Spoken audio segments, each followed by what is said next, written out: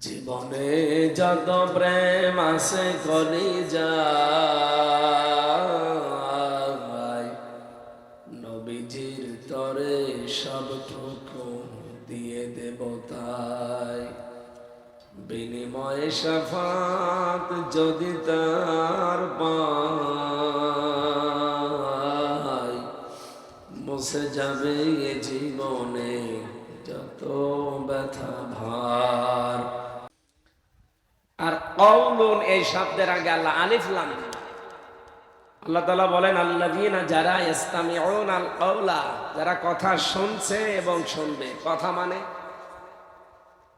এই কওলের ব্যাখ্যায় তাফসিরে মুফাসসিরিন ইকরাম লিখেছেন মান ক্বালা বিহি সাদাকা। এই হাদিসে এসেছেন তারা যারা কোরআন দিয়ে কথা বলে তারা সত্য কথা বলে, সুতরাং কোরআনের কথাই সত্য কথা। ওমান আসদাকু মিনাল্লাহি কিলা, আল্লাহর চাইতে সত্যবাদী কেউ আছে বলেন? তাহলে আজকে থেকে সিদ্ধান্ত নিয়ে নেবেন যে কোরআন বাদ দিয়ে কেউ যদি কথা বলে তার কথার ভেতরে ভেজাল থাকার সম্ভাবনা নেই। এটা মনে করে জীবন চালাবেন। এই বেশি হয়ে যাচ্ছে, রিভাব হালকা দেন, এই দেওয়ার দরকার নেই, বাড়ি খেলে সমস্যা। আল্লাহ রাব্বুল আলামিনের এই কওল থেকে এক কথায় প্রমাণিত, যেটা আমরা শুনতে চাই শুনতে চাবো, তার নাম কোরআন। তার নাম কি? আমার খুতবার ভেতরে আপনারা শুনেছেন আলহামদুলিল্লাহিল্লাযী নাযালাল কোরআন আলা আবদিহি লিয়াকুনা লিল আলামিনা নাযীরা। সব প্রশংসা আল্লাহর জন্য, যিনি তার বান্দা মুহাম্মদুর রাসূলুল্লাহর উপরে কোরআন নাজিল করেছেন বিশ্বের মানব মণ্ডলীকে সতর্ক করার জন্য। ফামান আমানা ফাকাদ ইহতাদা, যে ব্যক্তি কোরআনে কারিমের প্রতি ঈমান আনবে সে যেন হেদায়েত পেয়ে গেছে। সে হেদায়েত পাবে না, সে পেয়ে গেছে। ওমান দাল্লা ওমান লা ফাকাদ দাল্লা দালালাম বাঈদা। কোন মানুষ যদি এর উপরে ঈমান না আনে, মুখ ফিরিয়ে নেয়, সে হেদায়েত থেকে ছিটকে বহু দূরে চলে গেছে। বলেন নাউজুবিল্লাহ। আমরা এখানে এসেছি যারা পথ পাওয়ার জন্যে, হেদায়েত পাওয়ার জন্যে, না গোমরা হওয়ার জন্যে? তাহলে শুনতে হবে আল্লাহর এই কোরআনের কথা। ইসতামিউনাল কওলা, কিভাবে শুনবেন আল্লাহর কোরআনের কথা? আল্লাহর নির্দেশ হচ্ছে ওয়াইদা কুরিয়াল কুরআনু ফাসতামিউ লাহু ওয়ানসিতু লাআল্লাকুম তুরহামুন। যখন তোমাদের সামনে কোরআন তেলাওয়াত করা হয়, কোরআনের কথা আলোচনা হয়, দুইটা বিষয় খেয়াল রাখবে। এক নম্বর চুপ থাকবে, আর এক নম্বর শুনবে। দুইটাই ফরজ। শোনাও ফরজ, চুপ থাকাও ফরজ। আপনি দুইটা শব্দের দিকে তাকান, সামিয়া দিলে শব্দের অর্থ কিন্তু আমরা পেয়ে যেতাম। সামিয়া মানে শোনা, ফাসতামিউ দিলেন কেন?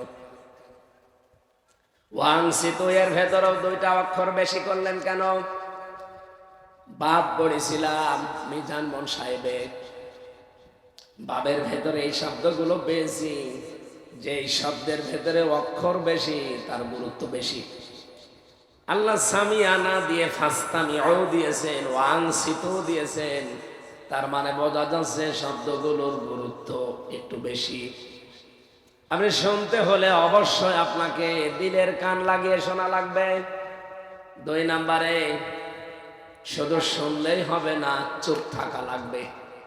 এই দুইটা ফরজ বিধান আমরা এখন মানতে পারবো না ইনশাল্লাহ।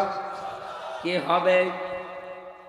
লাআল্লাকুম তুরহামুন, আল্লাহর রহমত এখানে নাজিল হবে ইনশাআল্লাহ। সুতরাং আল্লাহর কোরআন যেহেতু শুনতে এসেছি, এই দুইটা নিয়ম সামনে ফলো করে শোনা লাগবে। নাজিল হয়েছে ১৫০০ বছর আগে। নাজিল হওয়ার পর থেকেই কোরআন যারা শুনেছে, এখন যারা শুনছে, কিয়ামত পর্যন্ত যারা শুনবে, এই শ্রোতা মণ্ডলী তিন ভাগে বিভক্ত। এক নম্বরে কোরআন শুনলেই বাধা দিয়েছে, আল্লাহর ভাষায় তারা কাফের। সূরা হামিম সাজদার 26 নম্বর আয়াতে দলিলটা আছে, ওয়াকালাল্লাযীনা কাফারু লা তাসমাউ লিহাযাল কুরআন ওয়ালগাউ ফীহি লাআল্লাকুম তাগলিবুন। আল্লাহ পাক বলেন, ওই সময় নবীজি যখন কোরআন মানুষকে শোনাতো, কাফেররা আইন পাশ করেছিল সব চলতে দেওয়া যাবে, কোরআনের আলোচনা মুহাম্মদের এটা চলতে দেওয়া যাবে না। শুধু চলতে দেওয়া যাবে না এতটুকু যদি তারা শেষ করে দিত, এই আয়াত আল্লাহ মনে হয় নাজিলও করতো না। আপনি দেখেছেন শুধু চলতে দেওয়া যাবে না, শুনতে দেওয়া যাবে না এ বলে আবু জেহেল শেষ করে নাই, আইন পাশ করে স্বতঃসিদ্ধ করে দিয়েছে, বিধিবদ্ধ করে দিয়েছে যে শোনা তো যাবেই না। যেখানে কোরআনের আলোচনা মোহাম্মদ তৈরি করে ওই জায়গাটা নষ্ট করে দাও, হট্টগোল তৈরি করো, ঢোল ঢুকি তবলা বাজাও, এলাকার পরিবেশ ভীতিপূর্ণ করে দাও, 144 ধারাও জারি করে দাও, যেটা আমরা আজ বাংলাদেশে 15.5 বছরে বেশি দেখেছি। আমি ওরস শরীফ দেখেছি, বাধা নেই। নওরোজ শরীফ দেখেছি, বাধা নেই। খসরোজ শরীফ দেখেছি, বাধা নেই। ইসালে সাওয়াব দেখেছি, বাধা নেই। গোসল শরীফ বাধা নেই। খালি বাধা তাফসীরুল কোরআন মাহফিলে। কেন? আমি যদি আজ অধ্যক্ষ জহিরুল ইসলাম সাহেবের বাড়িতে প্রবেশ করে সালাম দেই, ছোট একটা বাচ্চা বেরিয়ে এসেছে, বাচ্চা আমারে সালামের জবাব দিয়ে বলছে, আঙ্কেল আমার আব্বা বাড়ি নেই, ঢাকায় গেছে, আপনি পরে আসবেন। এমন মোলায়েম গলায় আমার আঙ্কেল বলে ডাক দিয়েছে, এটা কি ছেলে না মেয়ে এখনো আমি টের পাইনি। কারণ যে পোশাক পরে এসেছে ও পোশাক দেখে বোঝা যাচ্ছে না, কারণ এখন তো অধিকাংশ পোশাক ডিজিটাল। এমনকি যদি নাম জিজ্ঞাসা করি তাও হয়তো আমি টের পাবো না। যদি বলে আমার নাম মাহি, আমি বসবো ছেলে না মেয়ে, কারণ মাহিয়া মাহি এদেশে নায়িকা, আবার মাহি বি চৌধুরী পুরুষ মানুষ, আমি বসবো কি করে? এটা কি ছেলে না মেয়ে, আম্মু না আব্বু, এটা বোঝার জন্য একটা পদ্ধতি আছে। ও যে প্যান্ট বা পায়জামা পরে আছে ওটা খুলে ফেলা লাগবে। ঠিক মানে কি? এটা খুলে না ফেললে আপনি বুঝবেন? বলেন বলেন। এটা যদি সত্যি আমি খুলি তখন বুঝবো যেটা আম্মু না আব্বু। তাফসীর মাহফিলে বাধা কেন? তাফসীর মানে খুলে ফেলা। তাফসীর মানে আবরণ দিয়ে ঢাকা আছে, আবরণ তুলে ফেলা। এই যে চাটা ঢাকা আছে, এটা তুলে ফেললে আমি টের পাবো ভেতরে কি আছে। এই পরিবারে, এই সমাজে, এই রাষ্ট্রে, এই পৃথিবীতে যারা শিরক, বেদাত, কুফর, বিশেষ করে জুলুমের অন্ধকার দিয়ে নিজেদেরকে আবরণ করে ঢেকে রেখেছে, ওরা তো বুঝতে দেয় না মানুষকে যে ভেতরে কি আছে। যখন কোরআনের তাফসীর করা হবে সঠিকভাবে, তখন ওইগুলো খুলে পড়ে যাবে। আমি আবার বলছি শব্দটা, কোরআনের তাফসীর করা হবে সঠিকভাবে। তাফসীরে বাংলাদেশে তাহেরিও করে, কি করে না? কি তাফসীর গো! আয়াত পড়ছে, ওয়াবতাগু ইলাইহিল ওয়াসিলা, আল্লাহকে পাওয়ার জন্য ওসিলা তালাশ করো। ওসিলা মানে এই যে একটা বাবা, কি এরকম নেই? কত বাবার নামে তার মুখে আমরা জিকির শুনি, ইয়া আলী বাবা, শাহ আলী বাবা, কেল্লা বাবা, ফতে বাবা, ন্যাংটা বাবারও জিকির করে। এই জন্য বলেন তো, বাবা বেশি হওয়া ভালো না খারাপ? বলেন বলেন। এ বাংলাদেশে অনেকের তো বাবা বেশি। বাবা বেশি হলেই বুঝবেন ওর জন্ম কি। নিজের বাবারে কোনোদিন বাবা বলে না। কোথায় জন্ম? সেই গোপালগঞ্জে। ওই রে বাবা বলতে পাগল। আপনি অত দূরের মানুষকে বাবা বলতে যাবেন কোন কারণে? আপনার বাবা নেই? নিজের বাবারে যদি ডাক দিয়ে ওনার না হয়, তো ওনার আর এক বাবা আছে, শ্বশুর আব্বা, ওইটারে ডাকেন। যারে আপনি বাবা বাবা করে পাগল হয়ে যান, এমনকি জাতির বাবা বানিয়ে দিচ্ছেন, ওকে আপনারা জন্ম দিয়েছে। আপনার কি শ্বশুর? এই চট্টগ্রামের একজনের বিয়ে হওয়ার কথা ছিল, কিন্তু উনি বিয়ে করেনি। সংসদে বলেছিল না যে বেশি আঙুল নাচাবেন না, এই আঙ্গুলে কিন্তু আংটি পরানোর কথা ছিল আমার। সে যাই হোক, আপনাদের জেলার মানুষ না। এখন তো রংপুরে গেলে রংপুর বিভাগের মানুষকে আমাদের দোলা ভাই বলা লাগে, কারণ এটা আমাদের জাতির বাবার মেয়ে। কি হয়? আপা, বুবু। বুবুর স্বামী কি হবে? বাড়ি যেহেতু রংপুরে, রংপুর বিভাগের মানুষ দেখলে যদিও মফয়সী বর্গীজ কি হয়? মফয়সী বর্গীজ কি হয়? মফিজ। এদেরকে আমাদের দোলা ভাই বলা লাগবে যতদিন অন্তত আপা বেঁচে আছে। কথা বলেন এখানে। আপনাদের এই লোকের সাথে যদি হইতো আপনারা দোলা ভাই হয়ে যেতেন, হয়নি, বেঁচে গেছে। বাবা বেশি হওয়া ভালো না, যার তারে বাবা বলে ডাকবে। সূরা আহজাবের ভেতরে আছে বিশ্বনবী মুহাম্মদ রাসূলুল্লাহ সাল্লাল্লাহু আলাইহি ওয়াসাল্লামকে উদ্দেশ্য করে পালিত সন্তান ছিল একজন, নাম কি? হযরতে হারেস, যায়েদ বিন হারেসা রাদিয়াল্লাহু তাআলা আনহা। তাকে নিয়ে আল্লাহ আয়াত পর্যন্ত নাযিল করেছে।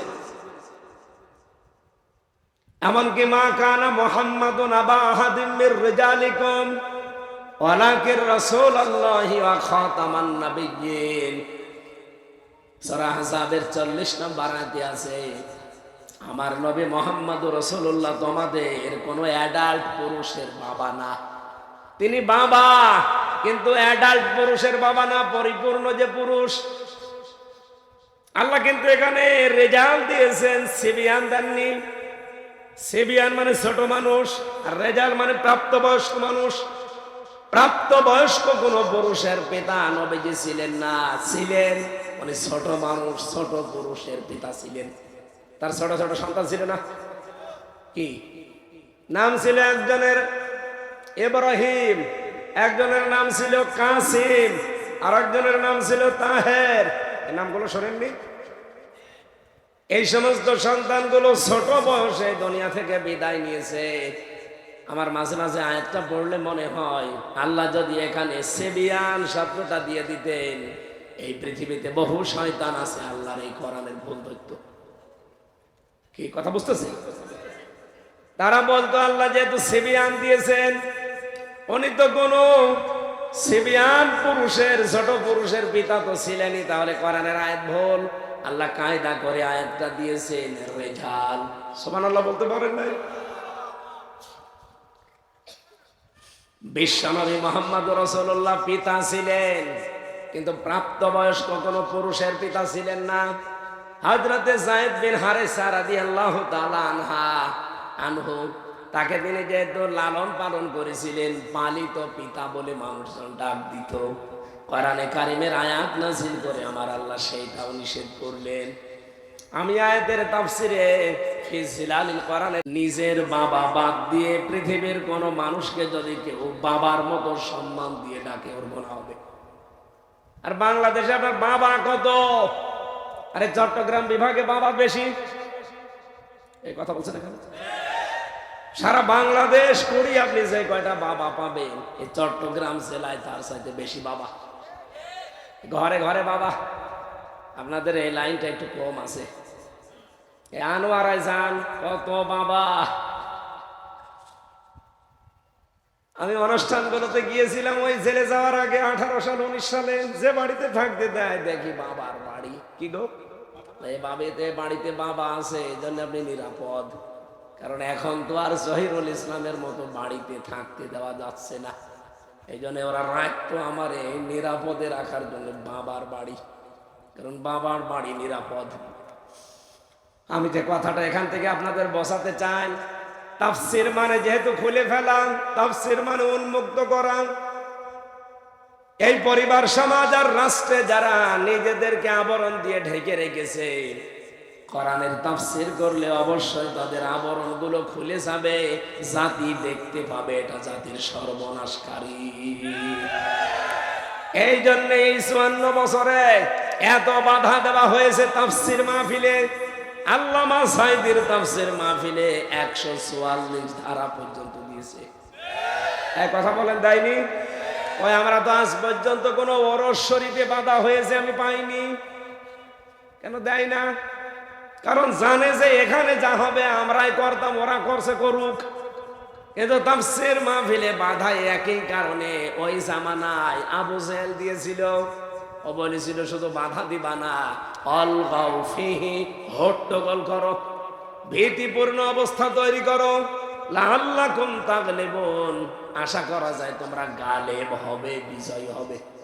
আমার প্রশ্ন হচ্ছে শেখ বিজয় কথা গাল তাগলিবুন কেন বললো?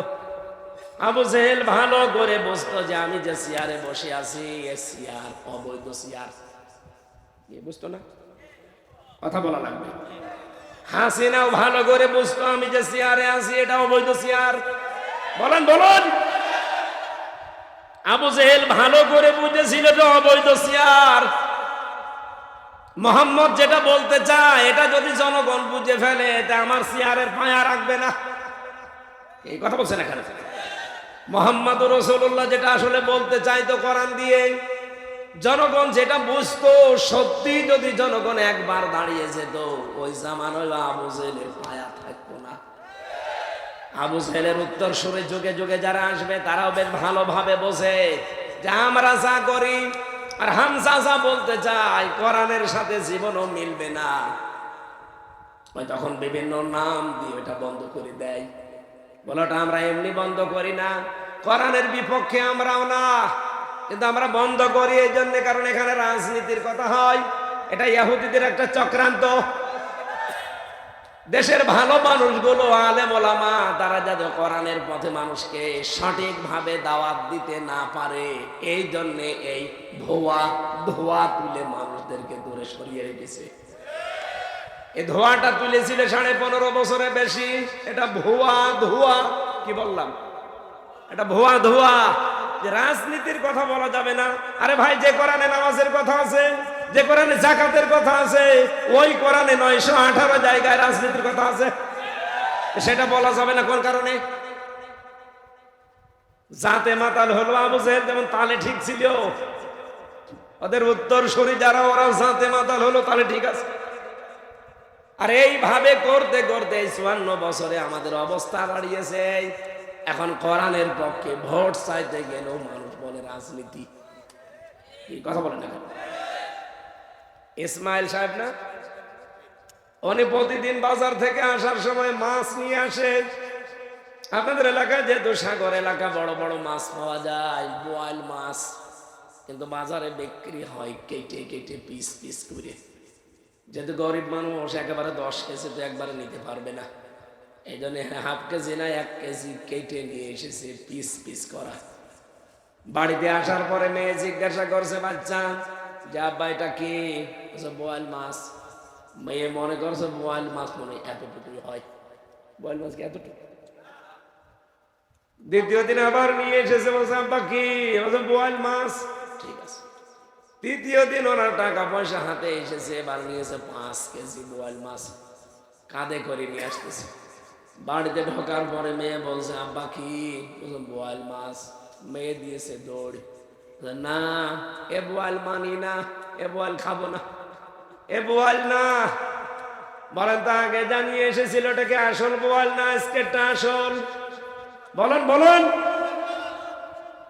আবহমান কাল থেকে বিশেষ করে চট্টগ্রাম দিয়ে যেহেতু ইসলাম প্রবেশ করেছে, ওই সমস্ত সময়ের কথা, ওই সময় যদি সঠিকভাবে আমরা সব কিছু তুলে ধরতাম, এলাকার যারা দায়িত্বে ছিল সঠিক ইসলাম তুলে ধরতে দিত না। এই ইসহাক রহমতুল্লাহ আলাইহি, ইসহাক হাফিজাহুল্লাহ, ওনাদের মতো মানুষগুলো ইসলাম প্রচার করেছিল আংশিক আংশিক। এখন ওনার সন্তানেরা ওরা যখন ইসলাম বোয়াল মাছের মতো নিয়ে এসেছে, তখন কিছু মানুষ এতদিন যারা মনে করেছে বোয়াল মানে পিস পিস, এখন 5 কেজি বোয়াল দেখে দৌড় দেয়, বলে না এ বোয়াল খাবো না, এ বোয়াল নেব না। উনিও পারতো না ওনার বাবার মতো আংশিক একটা ইসলাম প্রচার করে দিতে। এই রক্ত পিচ্ছিল রাস্তায় কোন কারণে ওনার আশা লাগবে? কারণ এখন আমরা সেই পরিবেশ সামনে পেয়েছি। এখন আর আগস্টের 5 তারিখের আগে নেই, এক কথা বলছে না।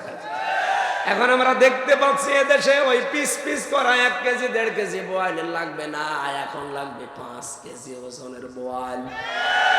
এটা যদি জাতির সামনে আমরা সবাই এক সুরে এক কায়দায় বোঝাতে পারি, বাংলাদেশে কেউ এই কথা বলার সাহস পাবে না যে কোরআনের সাথে রাজনীতির সম্পর্ক নেই। অনেকে এটা বলছে না। এমনকি চাঁপাইনবাবগঞ্জের 2 জন চাঁপাবাজ স্বামী আর স্ত্রী, ওরা অলরেডি বলেই ফেলেছে যে এরকম জহিরুল ইসলামের পক্ষে কেউ ভোট চাইতে পারবেন না, নুরুল ইসলাম বুলবুলের নামে কেউ ভোট চাইতে পারবেন না। আপনি আমার কাছে এসে বলেন, আমি তো ওপেন চ্যালেঞ্জ দিয়েছি, বাংলাদেশের 56,000 বর্গ মাইলের প্রতি ইঞ্চি জায়গায় আমি ওপেন ভাবে কোরআনের পক্ষে, জহিরুল ইসলামের মতো মানুষদের পক্ষে ভোট চাইব। কে বাধা দেবেন? সামনে এসে বাধা দেন। আসেন, কে? আমি এই শুধু চট্টগ্রামে না, সারা বাংলাদেশের 56,000 বর্গ মাইল আমি কোরআনের আয়াত দিয়ে ভোট চাবো। কে বাধা দেবেন? আসেন। নাকি সারা জীবন আপনি কি আগস্টের 5 তারিখের আগে পেয়েছেন না? এই চট্টগ্রামে বহুবার এসেছি, এই কথা তো বলতেই দেয়নি, মাইক পর্যন্ত কেটে দিয়েছে। আজকে আসেন, মাইক দিয়ে দিলাম, নেন দেখি কোন মাইক দুধ খেয়েছেন। আসেন,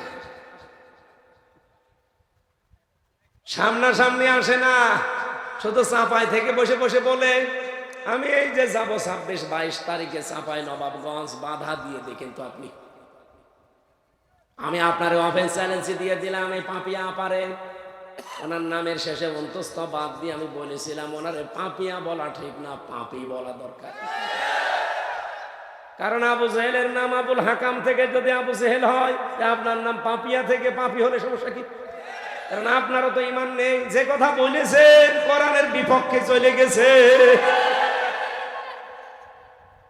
উনি আমারে নাকি ডাক দিয়েছে যে আমির হামজা আমার নামই পাল্টিয়ে দিল, আমি জবাব চাই। জবাবে যাইটা আবুল হাকাম থেকে যদি আবু জেহেল হয়, পাপিয়া থেকে পাপি হবে না কেন? কথা বলছে না। আর আপনাদের নামটা আরো সুন্দর করে আমি নিয়েছি, আল্লামা মুফাসসিরে কোরআন, ভারতের কামাল, মুজাদ্দেদে জামান, স্বামী আর স্ত্রী। তো না আমার বলতে চাই না। আপনারা কোন কারণে ফতোয়া দেন? ফতোয়া তো দেবো আমি, আমার নামের আগে মুফতি লিখা আছে, আর সরকারি সার্টিফিকেট প্রাপ্ত মুফতি আমি। আমার ফতোয়া দিয়ে গ্রান্টেড হবে, আমার সার্টিফিকেট আছে সরকারের দেওয়া, আর আপনার সার্টিফিকেট আছে। আপনি তো আন্দাজে ফতোয়া দেন যে জহিরুল ইসলামের পক্ষে ভোট চাওয়া যাবে না, এটা ওদের কাজ না। এই কাজ কার? আপনি চাইতে পারেন, আমি পারবো না। মানে কোন জায়গায় ওপেন, কোন জায়গায় বাধা দেবেন? আসেন, যেখানে বাধা দেবেন ওই জায়গায় জিহাদ শুরু। 1,500 বছর আগে আবু জেহেল ভালো করে বুঝেছিল যে মোহাম্মদ যেটা বলতে চায়, এটা যদি আমার জনগণ বুঝে ফেলে, আমার যে চেয়ার, এই চেয়ারের একটা পায়াও থাকবে না। ঠিক এইটা আজ অনেকেই বুঝে ফেলেছে। এই জন্য কথা বললে বলে হুজুর রাজনীতির কথা বলবেন, এটা টাটকা নির্ভেজাল শয়তান। রাজনীতির কথা বলবেন না মানে এগুলো না বলতে বলতে আমাদের অভ্যাস হয়ে গেছে। বউগুলো এখন রাজমিস্ত্রি আর আমরা যোগাইলি কে চাই না। না, সামনে পরিবেশ আর থাকবে না। আমি তো সেই দিন কালকে মনে হয় কোন জায়গায় যেন কথা বলেছিলাম যে ভোট চাওয়া লাগবে, এ নির্দেশ আমার আল্লাহ। ইন্নাল্লাহা ইয়া'মুরুকুম আন তুআদ্দুল আমানাতি ইলা আহলিহা। এই আমানাত, এই বহু বচনের ব্যাখ্যায় আপনি 9টা শব্দ পাবেন মারিফুল কোরআনে। এত দলিল দিয়েও যদি আপনার রাগ হয়, এদিকে আসেন, আসেন, কানের নিচে এমন জোরে 2টা দেব না, সব বুঝে ফেলবে। আপনারা বুঝে ফেলেছেন। তাহলে কোরআনের শ্রোতা 1 নম্বরে পেয়েছি কি? কাফের, যারা শুনলেই বিভিন্ন শ্রোতানাতা দিয়ে বাধা দেয়, যেটা আমরা 15.5 বছরে দেখলাম। 2 নম্বর শ্রোতা কারা? আল্লাহ রাব্বুল আলামিন বলেন তারা হচ্ছে মুনাফিক, বিশ্বাসও করে, শুনতেও আসে। ওয়াইদা কিলা লাহুম তাআলাউ ইলা মা আনজালাল্লাহু ওয়া ইলার রাসূলি রাআইতাল মুনাফিকিনা ইয়াসুদ্দুনা আনকা সুদুদা। এটা পাবেন সূরা নিসা 5 নম্বর পারা 7 নম্বর পৃষ্ঠার প্রথম নম্বর লাইনের 61 নম্বর আয়াত। যত তাফসির আছে বাংলাদেশে প্রায় 42টার উপরে, যে কোনোটা দেখতে পারেন এইটাই পাবেন। বিশেষ করে পাবেন তাফসিরে বাইজাবিতে বেশি। ওয়া মানে এবং ইদা মানে, যখন ইলা মানে বলা হয়, তাআল মানে আসো, ইলা মানে দিকে, মা মানে যা, আনজালাল্লাহ মানে আমি আল্লাহ নাজিল করেছি, ওয়াইলার রাসূলি আমার রাসূলের আদর্শের দিকে আসো। রাআইতাল মুনাফিকিনা নবী আপনি দেখতে পাবেন যারা মুনাফিক, ইয়াসুদ্দুনা আনকা সুদুদা, ওরা আস্তে করে পেছন দিক থেকে কেটে পড়বে। দেখেন তো চলে যাচ্ছে কোনটা। কোরআনের কথা শুনলে যখন দেখে যে কথা তো ঠিক, কিন্তু আমার জীবনে তো মেলে না, কারণ আমার বউ চলে বেপরদায়, আমি সুদের সাথে টাকা লাগাই, আমার পক্ষে তো কোনো আয়াত আছে? বলেন বলেন। কিছু মানুষ এতদিন আমাদেরকে উল্টা পাল্টা ফতোয়া দিত, বিশেষ করে আমার এই খুলনা বিভাগে।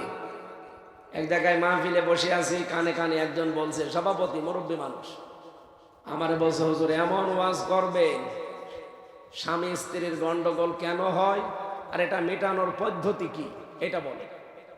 এখন আমি সূরা নিসার 34 নম্বর আয়াত থেকে 35-36 নম্বর আয়াতগুলো বললাম যে এই কারণে গন্ডগোল হয় আর এটা মেটাতে হয় এইভাবে। মোনাজাত করে ওনার বাড়ি গেছি, খাবার আবার ওনার বাড়িতে, যে দেখি কথা বলছে না। কি গো, কথা বলেন না কেন? মুখ গোমরা করে আছে। আপনার বাড়িতে আমার মেহমান করে না নিয়ে আসলেন আর কথা বলেন না, এ কেমন? হুজুর কথা কি বলবো? আপনি যা ওয়াজ করলেন আপনাকে মনে হয় কেউ কিছু বলেছে, কে বলবে? না, আপনি যা ওয়াজ করেছেন সব আজকে আমার হয়েছে। আমার যে স্ত্রীর সাথে গন্ডগোল হয়েছিল দিনের বেলায়, আপনাকে কে বলেছে বলেন? আমাকে কেউ বলেছে? না, বলেছে একজন। কে? 1500 বছর আগে আল্লাহ পাক কোরআনে আমাকে আগে জানিয়েছে যে এই কারণে স্বামী স্ত্রীর গন্ডগোল হয় আর এইটা মেটানোর পদ্ধতি। এখন আপনার যদি ওটা হয়ে থাকে আমি করব কি? আমার মনে হয় এখানে ওই সভাপতির মতো অনেকে আছে, শুনতে বেসেছে, বিশ্বাসও করে, হামজা বানিয়ে কথা বলবে না, ও কোরআনের দলিল দিয়েই বলবে। কিন্তু যখন দেখে না আমার রাজনীতির সাথে মিল নেই, আমার পরিবারের সাথে মিল নেই, আমার অর্থনীতির সাথে মিল নেই, তখন আস্তে করে পেছন দিক থেকে কেটে পড়ে। এরা হচ্ছে টাটকা নির্ভেজাল মুনাফিক। কোরআনের 2 নম্বর শ্রোতা পেলাম কি? বলেন বলেন। এখানে নেই। কোরআন এত পছন্দ করে, এত সম্মান করে, যে কাছে আসতে চায় না। মসজিদে ইমাম আর মুয়াজ্জিন 2 জন মিলে চিল্লাচ্ছে, একজন লোক পাশ দিয়ে হেঁটে যাচ্ছে, এই এত চিল্লান কেন? এই যে মসজিদে গরু ঢুকেছে, গরু ঢুকে এর ভেতরে পায়খানা প্রসাব করেছে, এ গরু কার, তার নামে বিচার দেব। লোকটা বলছে, চিল্লাবেন না, গরু আমার। আমার মানে? হ্যাঁ, আপনার গরু আর আপনি আমার সামনে এসে বলছেন গরু আমার, চিল্লাবেন না। কি করেছে দেখেন তো? গরু মসজিদে ঢোকে আপনি কি করেন? লোকটা বলছে, দেখেন আপনি আমারে কোনোদিন মসজিদে আসতে দেখেছেন? বলছে না, আমি কেন আসি না, কারণ আমি জানি ঘর আল্লাহর, এত পবিত্র, এই জন্য আমি ধারে কাছ দিয়েও যাই না। গরু বোঝে না, এই জন্য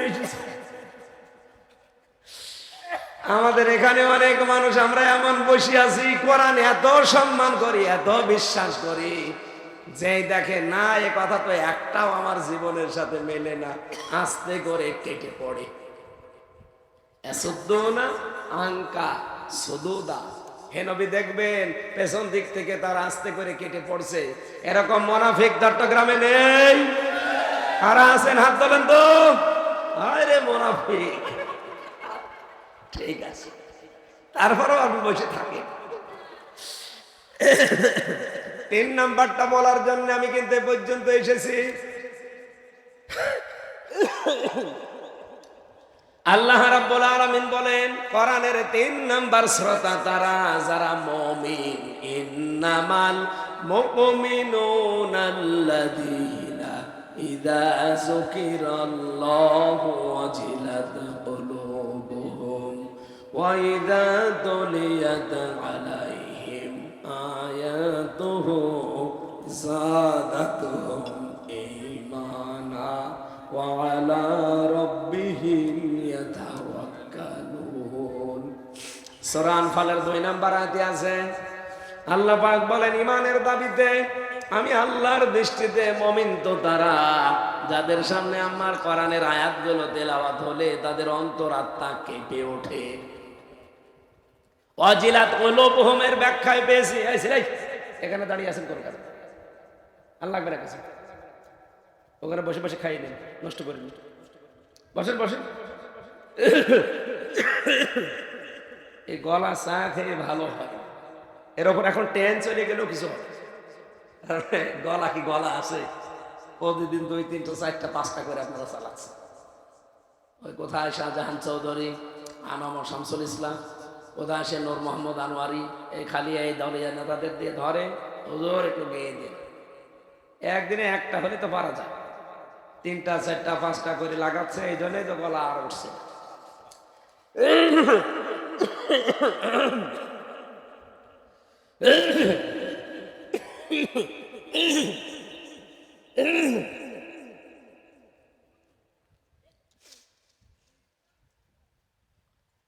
ওয়াজিলাত কুলুবুহুমের ব্যাখ্যা বলছিলাম। তাফসিরে মুফাসসির লিখেছেন বাম স্তনের 2 আঙ্গুল নিচে প্রতিটি মানুষের একটা গোস্তের টুকরা আছে, এটার নাম বলা হয় কলব। কি? আরো সরে বলেন। নবীজি বলেন আলা ইন্না ফিল জাসাদি মুদগাতুন ইদা সালুহাত সালুহাল জাসাদু ওয়া ইদা ফাসাদাত ফাসাদাল জাসাদু আলা ওয়াহিয়াল কলব। মুসলিম শরীফের হাদিস, তিরমিজি শরীফে আছে। এদিকে তাকান। আমি আলেমদেরকে এবার বলছি, জন্মের পর থেকে হাদিস আমিও শুনেছি না, ডিস্টার্ব হচ্ছে। বললাম যে 1 ঘন্টা বসে থাকবে, ওই 2টারে আলাদা করে দেন, গল্প করবে বলেন আলাদা করে, 2টারে 2 করে দেন। এইটা যদি ক্লিয়ার করতে পারি আজকে চট্টগ্রাম থেকে একটা বেদাত উঠে যাবে। আমি বিশ্বাস করি আজকের আয়াতের এই ওয়াজিলাত কুলুবুহুম যদি আমি ক্লিয়ার করতে পারি, আমি কোরআন বলবো, হাদিস বলবো, বিজ্ঞান বলবো, বাস্তবতা বলবো। 4টার আলোকে যদি সত্যি আমরা ক্লিয়ার হতে পারি, শুধু চট্টগ্রাম না, বাংলাদেশের 48,000 দরবার থেকে একটা বেদাত বন্ধ হয়ে যাবে ইনশাআল্লাহ। একটু ভালো করে এটা শোনা লাগবে, শুনতেছে? নবীজির হাদিস ছিল কি আলা ইন্না ফিল জাসাদি মুদগাতুন। না একেবারে না, বলছে এদিকে তাকিয়ে থাকেন।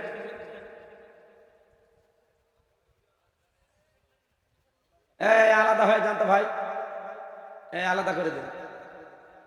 বাচ্চা কাচ্চা খুব সমস্যা, থাক করে আলাদা বসান। আমি বললাম না ক্লাস করাচ্ছি, ক্লাসে কি এরকম গল্প করা যায়?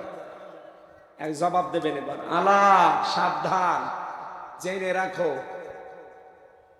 ইন্না ফিল জাসাদি, ফি মানে মধ্যে, জাসাদ মানে শরীর, ইন্না মানে অবশ্যই। নবীজি বলেন সাবধান, জেনে রেখো অবশ্যই শরীরের ভেতরে। বলেন তো শরীর বলতে কি শুধুমাত্র বুক? শরীর মানে মাথা। বলেন বলেন। নবীজি কিন্তু শুধুমাত্র বুক বলেন নাই, মাথা বলেন নাই, পেট বলেন নাই। নবীজি বলেন আলা ইন্না ফিল জাসাদি, অবশ্যই মানুষের এই শরীরের ভেতরে, তার মানে 3.5 হাত বডি। এখানে নবীজি যদি ইঙ্গিত দেয় নাই, কোনো কিছু দেখিয়ে দেয় নাই, এই জন্য আমরা নিজেরাও দেখাতে পারছি না। এই হাদিসের ব্যাখ্যা পড়তে গিয়ে টিকায় আমি প্রায় 7টা পয়েন্ট পেয়েছি। পীর সাহেবরা হাদিস বলে দেখবেন বেশি। আলা ইন্না ফিল জাসাদি মুদগাতুন, অবশ্যই পুরা শরীরের ভেতরে একটা গোস্তের টুকরা আছে। কি আছে বলেন বলেন।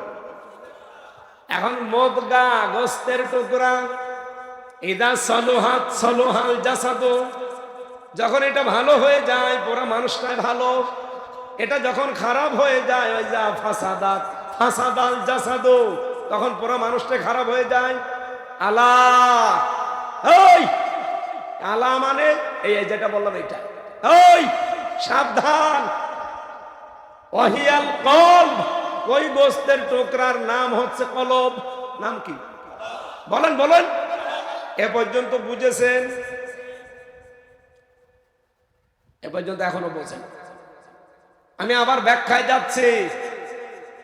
নবীজি কিন্তু বলেন না যে তোমার মাথা, বুক, পেট, পিঠ এর ভেতরে ওই টুকরাটা আছে। বললেন ফিল জাসাদি, শরীরের ভেতরে।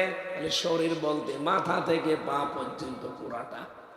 তাহলে গোস্তের টুকরা অবশ্যই আমাদের 3.5 হাত বডির ভেতরে কোন জায়গায় আছে না নেই? কোথায় আছে? না, শরীরের 3.5 হাত বডির ভেতরে আছে। কোথায় আছে এটা নেই। এবার কোথায় আছে আমি আপনাদেরকে বোঝাচ্ছি। নবীজি শব্দটা বললেন ফিল জাসাদি, বলার পরে মুদগাতুন, মুদগা মানে কি এইটা আপনাকে আগে জানা লাগবে। আপনি এখানে কম্পিউটার যদি ভিড়াতেন, এই যে মানুষের তৈরি হওয়ার যে প্রক্রিয়াগুলো আমরা দেখি, সুম্মা খালাকনান নুতফাতা আলাকাতান ফাখালাকনাল আলাকাতা মুদগাতান ফাখালাকনাল মুদগাতা ইযামান ফাকাসাউনাল ইযামা লাহমা। বাবার স্ফলিঙ্গ দিয়ে দ্রুত গতিতে যে পানিটা বের হয়ে যায়, বিজ্ঞান এখন দেখতে পাচ্ছে না পাক পানিটা মায়ের রেহেম পর্যন্ত যেতে কমপক্ষে 40 লক্ষ মানুষ তৈরি হওয়ার ক্ষমতা রাখে। এক ফোঁটা বীর্যে বাবা যখন ছেড়ে দিয়েছে, ওটা মায়ের রেহেম পর্যন্ত আসতে ওই বীর্য দিয়ে কত লক্ষ মানুষ তৈরি হতে পারে বলেন বলেন। আমার বাবা জহিরুল ইসলামের বাবা ঠিক এইটাই করেছিল। আমরা 40 লাখ ভাই বোন একসাথে তৈরি হওয়ার ক্ষমতা ছিল, কিন্তু মায়ের জরায়ের সাথে দেওয়ালে ধাক্কা লেগে, পায়ের সাথে পা লেগে হয়তো প্রতিযোগিতা আমরা পর্যন্ত যেতে পারিনি। উনি গেছে, আমি গিয়েছি, আর বাকি আমার ভাই বোন গুলো সব বিদায় নিয়েছে। ওখানে যাবার পরে বিজ্ঞান এখন দেখাতে চায় যে এই নাপাক পানিটা দিয়ে আমার আল্লাহ 4টা জিনিস তৈরি করে, চুল, রগ, হাড় আর পর্দা। মায়ের রেহেমের ভেতরে যে নাপাক পানির থলি আছে, ওইটা দিয়ে আমার আল্লাহ আরো 4টা জিনিস বানায়, রক্ত, গোশত, চর্বি আর চামড়া। ওদিকে চুল, রগ, হাড় আর পর্দা পেয়েছি, যে রক্ত, গোশত, চর্বি আর চামড়া পেলাম। 4 8টা জিনিস যখন এক হয়, এটা এক হতে সময় লাগবে কমপক্ষে 340 মানে 120 দিন। কথা বুঝতেছে? তাহলে প্রথম যাবার পরে এটার নাম হয় আলাক। আলাক মানে প্রথমে যেটা আসতেছে সুম্মা খালাকনান নুতফা, প্রথমে নুতফা হয়, যেটা বীর্য নাপাক হয়ে আসে, ওটার আরবি নাম নুতফা বলা হয়। এই নুতফা 40 দিন পর ওটা আলাক হয়। আলাক মানে জমাট বাঁধা রক্ত। এ পর্যন্ত আমরা অনেকে জানি। আধুনিক বিজ্ঞানকে জিজ্ঞাসা করেন, কম্পিউটার দিয়ে তারা দেখাবে আলাক মানে যোগ। আলাক মানে যোগ যেমন ঝুলে থাকে, 40 দিন পরে ঠিক এই নুতফাটা মায়ের রেহেমের ভেতরে ভাবে ঝুলে থাকে। আলাক মানে এই জন্য ঝুলন্ত, যেটা আমরা যোগ বললে বুঝি বেশি। মাটির নির্যাস হয়, এরপরে জমাট বাঁধা রক্ত হয়। অনেকগুলো অর্থ এখানে আছে, একটা একটা করে যখন এটা শেষ হয়ে 3 নাম্বার স্তরে যেটা আমি বোঝাতে চাই, তার নাম মুদগা। তাহলে নুতফা থেকে আলাক, এরপরে বলেন বলেন মুদগা। এই মুদগা শব্দ নবী হাদিসের এই ভাষায় দিলেন, আলা ইন্না ফিল জাসাদি মুদগাতুন। বিশ্বনবী জানিয়েছেন অবশ্যই মানব শরীরের ভেতরে একটা মুদগা আছে, গোস্তের টুকরা। এখন মদগা কি দিয়ে তৈরি হয় এটা আপনাকে জানা লাগবে।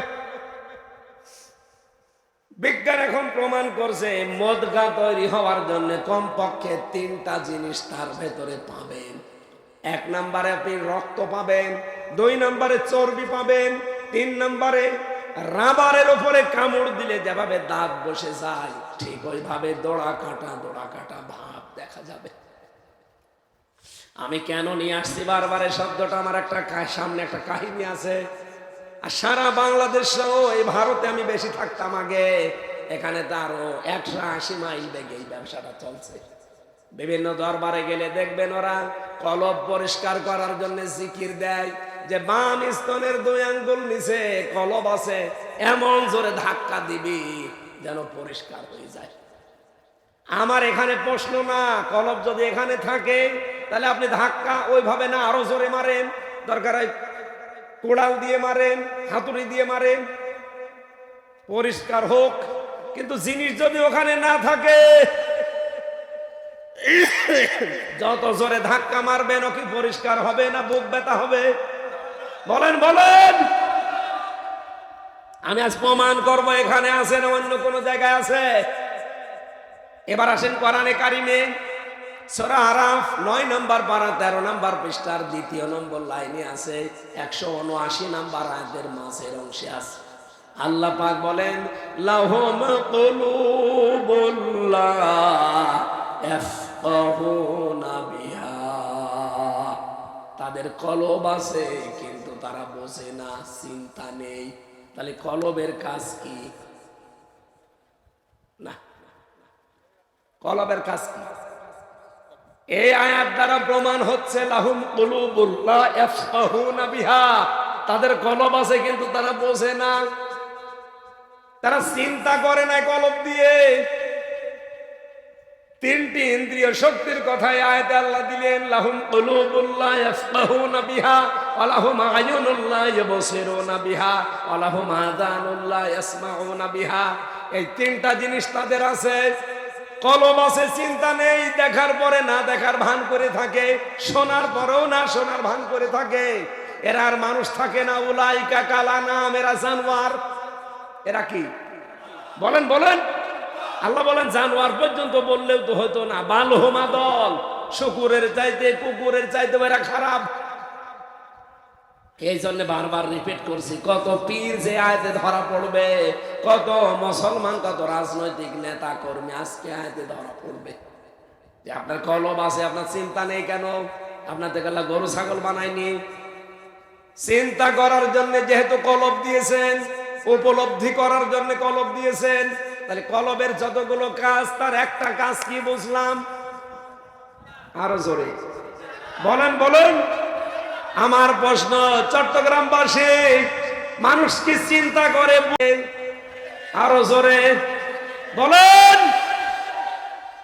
মানুষের মুখ পরিষ্কার হলে সে চুরি ছাড়বে না, ডাকাতি ছাড়বে না, জেনা ছাড়বে না, কিন্তু মাথা পরিষ্কার হলে চুরি করবে না, মাথা পরিষ্কার হলো জেনা করবে না। এই কথা বলছে না, পরিষ্কার করা দরকার এইটা না এইটা। এবার কোরআনের পরে হাদিস, হাদিসের পরে বিজ্ঞান। এবার আসেন তো জিনিসটা আছে কোন জায়গায়? যেহেতু মদগা নবী বললেন, মদগা হওয়ার শর্ত কয়টা পেলাম? আরো জোরে কি লাগবে?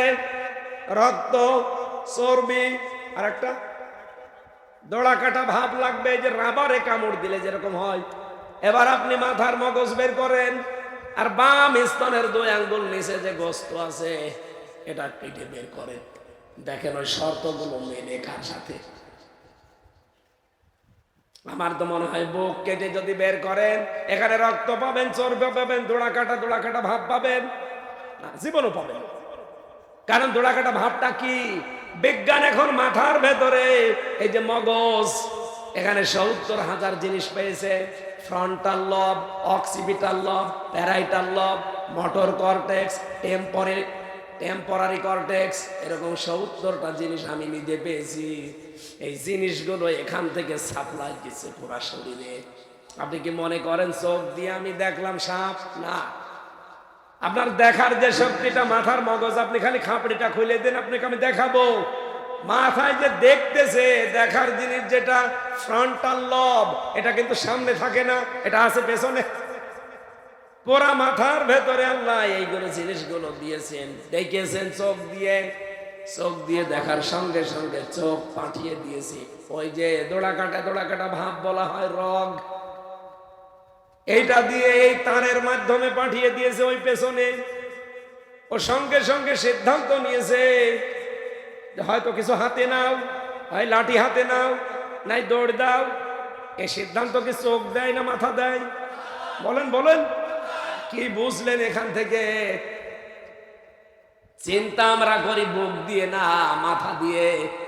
আপনার যদি বিশ্বাস না হতে চাই, কোনো মুরব্বী মানুষের মাথা ফাটা আমি দেখাবো, কারণ ও তো এমনি মরে যাবে দুদিন পরে।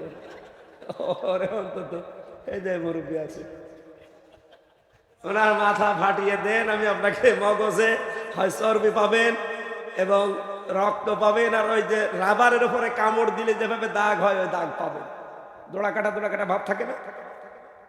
আমার তো কোরআনের সাথে হাদিসের সাথে বিজ্ঞানের সাথে যেটা মেলছে সেটা নেব না। আমার বাবা যা বলছে ও তো মন মতোর ব্যবসা প্রতিষ্ঠান ঠিক রাখার জন্য বলছে।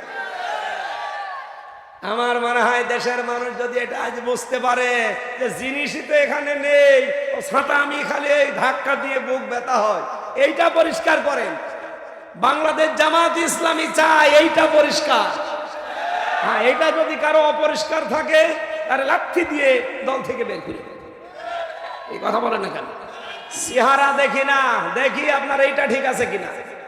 যশোরের একজন সাখাওয়াত হোসেন, ওর এইটা ঠিক ছিল না, আচ্ছা লাঠি দিয়ে বের করে দিয়েছে। আর অন্য দলের সব ঠিক আছে, এইটা ঠিক নেই। কি কথা বললেন আপনি? এই যে সালমান এফ রহমান, শরীর সব ঠিক ছিল, এটা ঠিক ছিল, এই জন্যই তো চুরি করেছে। ৩৬,০০০ কোটি টাকা এমনি চুরি করেছে।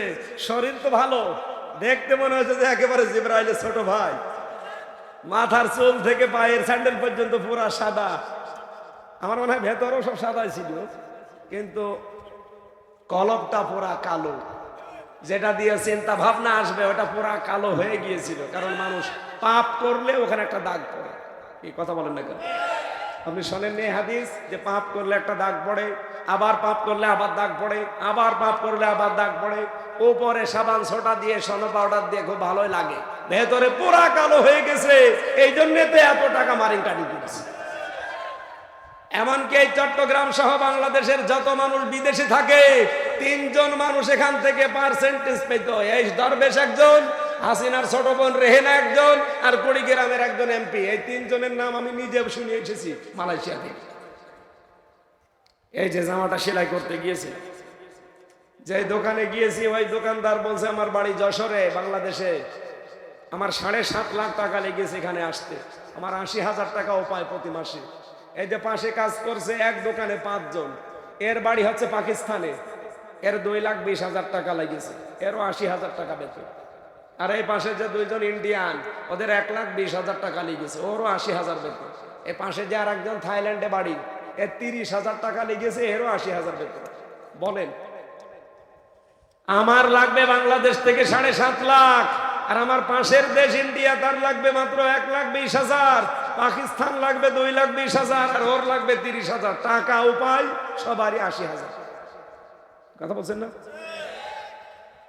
কেন? এত টাকা কম বেশি হবে কেন? পরবর্তীতে যারা শিক্ষিত মানুষগুলো আছে তাদের সাথে মিশলাম, শুনলাম যে এখানে সিন্ডিকেট করে এই দরবেশ আর এই আল্লাহর ওলির এই ছোট বোন আর ওই আর এক এমপির নাম বললো নূর আলম, এই 3 জন মিলে এই টাকাগুলো সব সিন্ডিকেট বলে মারিং কাটিং করে। ওই ভারতের যদি 1,20,000 লাগে, আমারও 1,20,000ই লাগতো। বাকি টাকা সব ওরা 2 নাম্বারই করে খায়। টিকিট কেটে যাওয়া আসা সব বেশি হলেও 36,000 টাকা হলেই হয়ে যায়। সেখানে আর কিছু খরচপাতি দিয়ে 1,20,000-এর বেশি লাগার কথা না, সেখানে খরচ নেই কত? 7.5 লাখ। অথচ এই 5 জনের উপায় তো 80,000।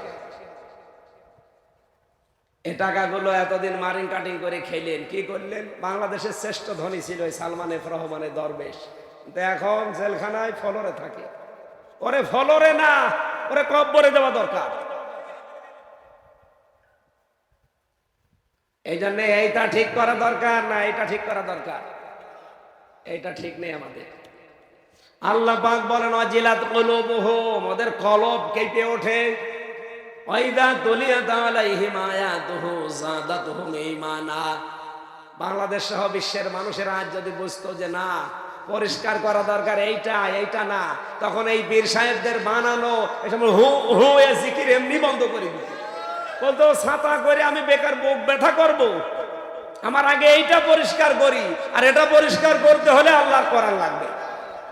এই জন্য আগেকার পীর সাহেব যারা এখানে যেমন সভাপতি ছিল পীর সাহেব, ওনাদের ওই জামানা সোনালী জামানা আপনি হিসাব করেন, মরহুম মাওলানা আব্দুল জব্বার রহমতুল্লাহ আলাইহি বাইতুল শরফের এই সমস্ত পীর সাহেবদের কাছে আগে যারা আসতো ওনারা কোরআন শরীফ তুলে দিত, এই যে এটা পড়েন, এটা বোঝেন, আল্লাহকে পেয়ে যাবেন।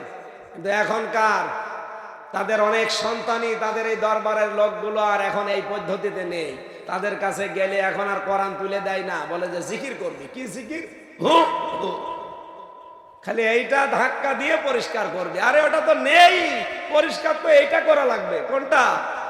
তাহলে বাংলাদেশ থেকে একটা বেদাত এমনি দূর হয়ে যেত না। আমি আপনাদের আরো চিন্তা ভাবনা করার জন্য বলছি, আমার তো মাথা ছোট, আমার তো চিন্তা ভাবনা অত বেশি না। যাদের আরো বড় প্রখর আছে, এরকম বড় বড় মাথা আছে, আরো চিন্তা ভাবনা করেন, আরো বেশি পাবেন ইনশাআল্লাহ। এই বেদাতটা বাংলাদেশে, ভারতে, পাকিস্তানে বেশি থাকবে না ইনশাআল্লাহ। বাইরের অনেকগুলো দেশে গিয়ে দেখলাম না এই বেদাত নেই। ওই রকম যদি মাথা ঝাঁকড়িয়ে জিকির করেন, পুলিশে বলবে এর মির্গি রোগ হয়েছে, এর ইনজেকশন দেওয়া লাগবে। কিন্তু বাংলাদেশে এরকম হা হু করলে আমরা মনে করি এ আল্লাহর ওলি হয়ে গেছে, এসকে মনে হয় পাগল হয়ে গেছে। আপনার এসকো এত বেশি, গাছে উঠে চলে যায়, বাসে উঠে চলে যায়। এটা মানদার গাছে তো ওঠেন না কোনোদিন। এটা মানদার গাছে একটু উঠে দেখান যে আপনার এসকো কেমন আছে, আমি দেখবো। কোন সাহাবীর জীবনী শুনেছেন যে ওনারা জিকির করতে করতে গাছে উঠে বসেছিল? আমি একবার চাঁপাই নবাবগঞ্জে গিয়েছিলাম, ওই যে বিশ্ববিদ্যালয় যখন মাস্টার্সে 15 সালে, যে দেখে একজন গাছে উঠে মানে বাঁশে উঠে পড়েছে গাছে। কমিটির লোকজন বলছে হুজুর বাঁশে উঠেছে, আপনি একটু কিছু করেন যেন নেমে আসে। উনি উঠলো কি করে? জিকিরের ফয়েজে উঠেছে। জিকিরের ফয়েজে তুমি গাছে ওঠো? বাঁশ গাছ এবং ওই যে তেলা যে গাছ আছে ওই গাছগুলো ওঠে। পাকড়া গাছ না কি বলে না, ওই যে কাঁটা থাকে, শিমুল গাছ, মানদার গাছ, ওই গাছে একটু উঠে দেখো তো যে তোমার এসকো কেমন, আমি আজকে দেখবো। যাতে মাতাল হইলো তাহলে ঠিক আছে, ওই গাছে উঠতে চাই না। সুতরাং ভণ্ডামি গুলো বাদ দেওয়া লাগবে। আপনার পরিষ্কার হওয়া লাগবে। কি বলেন বলেন? মগজটা পরিষ্কার করেন, জীবনও চুরি করবেন না, অভাব থাকলেও চুরি করবেন না। মগজ পরিষ্কার ছিল মাওলানা মতিউর রহমান নিজামী রহমতুল্লাহ আলাইহির, এই জন্য মন্ত্রী তারপরও চুরি চামারি করেছে। মন্ত্রণালয় চালিয়ে 36 টাকা বেঁচেছিল, টাকা ফেরত দিয়েছে। ওনার পরিষ্কার ছিল এইটা। কথা বলেন ঠিক কিনা? ওয়াইদা তুলিয়াত আলাইহিম আয়াতুহু যাদাতুহুম ঈমানা, যখন তাদের সামনে আল্লাহর কোরআন তেলাওয়াত করা হবে, ওদের মাথা যদি পরিষ্কার থাকে, নবী আপনি দেখতে পাবেন ওই মানুষগুলো ঈমান যা আছে ওটা আরো বেড়ে গেছে। ওয়ালা রাব্বিহিম ইয়াতাওয়াক্কালুন, ওরা বাড়ি যাওয়ার সময় এই ভরসা নিয়ে বাড়ি যাবে যে আল্লাহ পাকের উপরে আমরা একনিষ্ঠভাবে আজকে থেকে ভরসা করলাম, আর কারো উপরে আমাদের ভরসা নেই। জোরে বলেন সুবহানাল্লাহ। আমার কথা ছিল কোরআনের শ্রোতা কয় প্রকার? 3 প্রকার। 1 নম্বরে কাফের, শুনলেই বাধা দেয়। 2 নম্বরে মুনাফিক, শুনতে আসে মেলে না চলে যায়। 3 নম্বরে শুনতে আসে ঈমান বেড়ে যায়, তাওয়াক্কুল নিয়ে যায়, ভরসা নিয়ে যায়। কার প্রতি? আমরা এই 3 নাম্বার শ্রোতা হতে চাই। কথা বলেন ঠিক কিনা? শ্রোতা হয়ে কি করবেন? আল্লাহ পরের শব্দে দিয়েছেন ফায়াত্তাবিউনা আহসানা। শুনলেই হবে না আল্লাহর কোরআনের কথাগুলো, এর ভেতরে যেগুলো উত্তম, শুধু উত্তম না, আহসানা ইসমে তাফসীল, সব চাইতে উত্তম যেগুলো, এর ভেতর থেকে সেগুলো তোমরা অনুসরণ করে চলবা। উলাইকাল্লাযীনা হাদাহুমুল্লাহ, এই মানুষগুলোকে আমার আল্লাহ হেদায়েত দান করবেন। ওয়াউলাইকা হুমুল আলবাব, আর এই মানুষগুলো এই পৃথিবীতে বুদ্ধিমান। জোরে বলেন সুবহানাল্লাহ। এটা বাংলা অর্থ ছিল। এখান থেকে আমরা আহসানা শব্দটার ব্যাখ্যা করতে চাই না। আসলে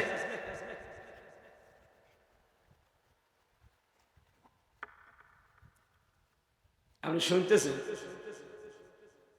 আপনি যে এখান থেকে অনুসরণ করার জন্য কি নেবেন? ফায়াত্তাবিউনা আহসানা, কোরআনের উত্তম যে বিষয়গুলো এখন বলা হবে।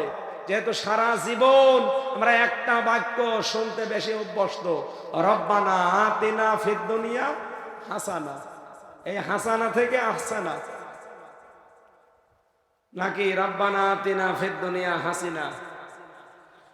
হাসিনা আর হাসানা একই, শাব্দিক অর্থে খুব বেশি কম বেশি নেই।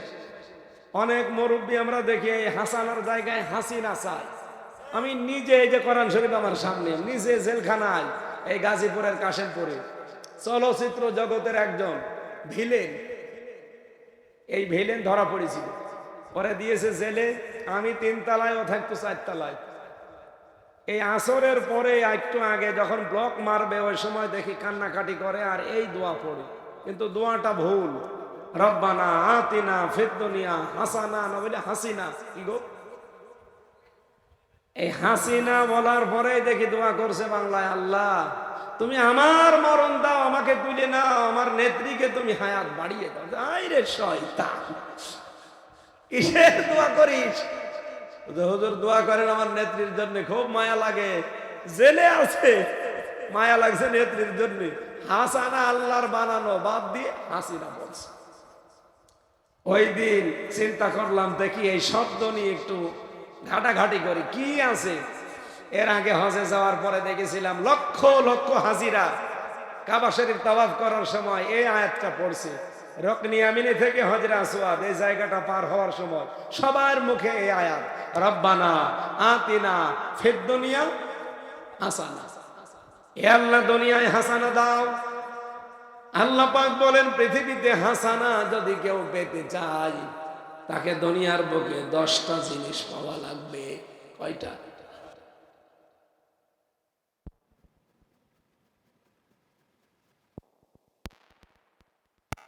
মাঝের অংশটা পড়েছি, অমিনহুম আমি বাদ দিয়ে দিয়েছি। রব্বানা আতিনা ফিদ দুনিয়া হাসানা, হে আমাদের রব, দুনিয়ায় আমাদের হাসানা দাও, আমাদের কল্যাণ দাও। আমাদের কি হাসানা শব্দের ব্যাখ্যায় যেহেতু কল্যাণ হবে, স্বস্তি হবে, শান্তি হবে, নিরাপত্তা হবে। হাসানা মানে দুনিয়াতে আপনি আমাদেরকে কল্যাণ দান করেন রব্বুল আলামিন। এই যে মাহফিলটা যখন প্রচার হচ্ছিল, প্রচার করেননি, 2-3 দিন প্রচার হয়েছে, মাইকিং হয়েছে, এমনকি পোস্টারের ভেতরেও লেখা থাকে, উক্ত মাহফিলে দলে দলে যোগদান করিয়া দো জাহানের কামিয়াবি কল্যাণ হাসিল করুন। এ কথা বলা হয় না?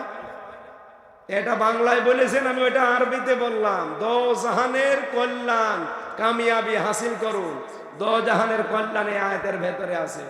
অফিল আখিরাতি হাসানা, শুধু দুনিয়ায় হাসানা দিলে হবে না, আখিরাতেও দাও। তাহলে দুনিয়া আর আখিরাত, 2 জগতের হাসানা কয়টা? আপনারা কি ঘুমাচ্ছে না? দুনিয়ার হাসানা আমি তাফসীরের ভেতরে পেয়েছি 27টা, সামারাইজ করে করে আমি মিলিয়েছি 5-10টা। আর আখিরাতের হাসানা পেয়েছি 13টা, এখানে সামারাইজ করে মিলিয়ে মিলিয়ে নিয়েছি 5টা। 10 আর 5 15। ওয়াকিনা আযাবান্নার, আর জাহান্নামের আগুন থেকে তুমি আমাদের সবাইকে বাঁচাও। নবীজি বলেন জাহান্নাম থেকে বাঁচার উপায় আছে মাত্র একটা। জোরে বলেন সুবহানাল্লাহ। এবার আমরা আয়াতে যাচ্ছি, তাফসীর থেকে যেটা পড়েছি আমি সেইটাই বলছি। দুনিয়ার হাসানা কয়টা বললাম? এ মোনাজাত সারা জীবন আপনি করছেন, এখন দেখেন তো এই 10টা জিনিস আপনি পেয়েছেন কিনা। 1 নম্বরে কেউ যদি কোরআন পায়, সে দুনিয়ার হাসানা পেয়েছে। প্রশ্ন আসতে পারে, কোরআন তো আমরা পেয়েছি, এই তো কোরআন না। কোরআন যে পাবে, কোরআনে কারিমের 500 আমল তার জীবনে থাকবে। এটার নাম কোরআন পাওয়া। আমরা এখানে যারা আছি একটাও পাইনি। কোরআনের আমল আছে কয়টা বলেন তো? 500। বলেন বলেন। قل بفضل الله وبرحمته فبذلك فليفرحوا هو خير مما يجمعون। নবী আপনি বলুন, তাম দুনিয়ার মানুষ যা গেইন করে, অ্যাচিভ করে, অর্জন করে, পেয়ে আনন্দে করে, একটাও স্থায়ী না। আমি আল্লাহর কাছে সবচাইতে উত্তম জিনিস, হাসানা, কল্যাণ, তার নাম কোরআন। তার নাম কি? সুতরাং কোরআন যারা পেয়েছে তারা যেন আনন্দ করে। ওয়া খায়রুম মিম্মা ইয়াজমাউন।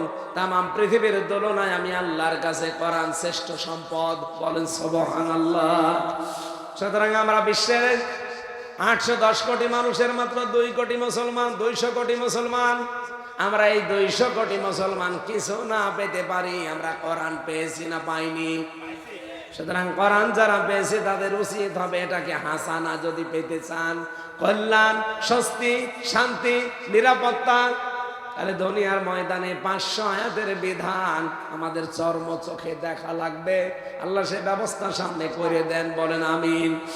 2 নম্বরে পেয়েছি কোরআনের হেদায়েত পাওয়া। ইউদিল্লু বিহি কাসীরান ওয়া ইয়াহদি বিহি কাসীরান। এই কোরআন দিয়ে আল্লাহ কাউকে হেদায়েত দান করেন, আর কোরআন দিয়ে আমার আল্লাহ কাউকে গোমরা বানিয়ে দেয়।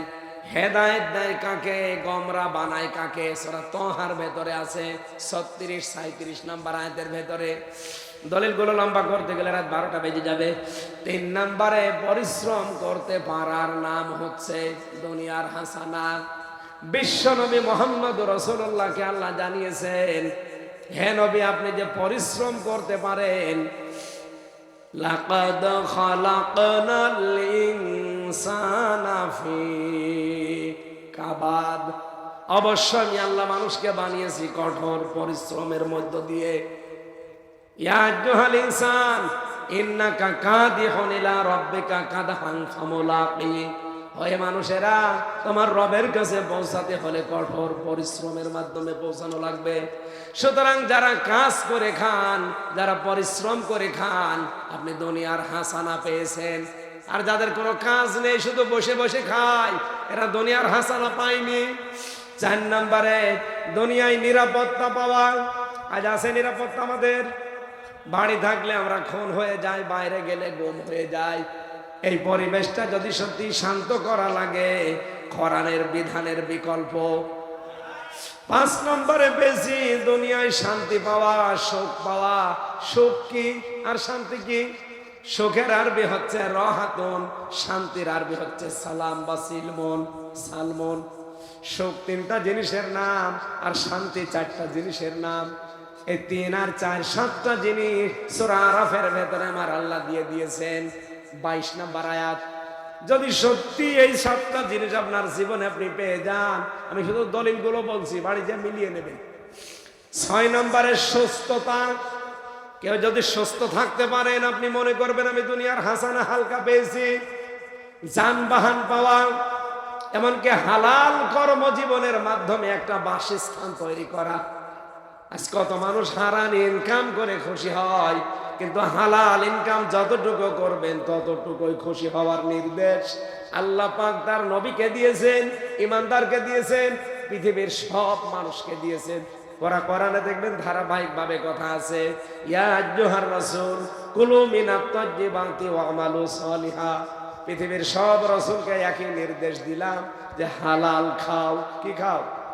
পৃথিবীর ইমানদারকে আল্লাহ আবার এরকম নির্দেশ দিয়েছেন। 2-3 আয়াত পরেই দেখবেন সূরা বাকারায় 174 নম্বর আয়াত, না 172 নম্বর আয়াত, ইয়া আইয়ুহাল্লাযীনা আমানু কুলু মিন তাইয়্যিবাতি মা রাযাকনাকুম ওয়াশকুরু লিল্লাহ।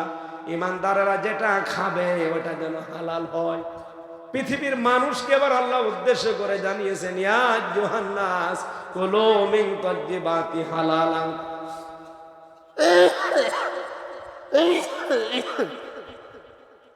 ওহে পৃথিবীর মানুষেরা,